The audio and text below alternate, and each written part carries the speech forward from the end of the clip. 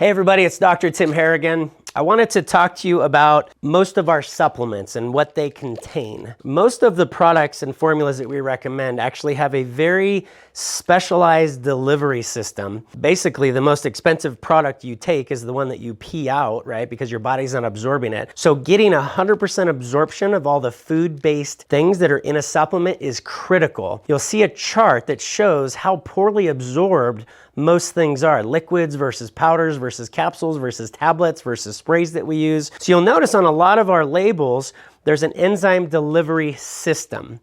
Most of our blends have this special, unique enzyme delivery system that makes every nutrient in the capsule that is food able to be broken down, absorbed, assimilated, and actually taken to the organs or cells that need those nutrients. Again, most of us have broken digestion systems. The heartburn, the bloating, the diarrhea, the constipation.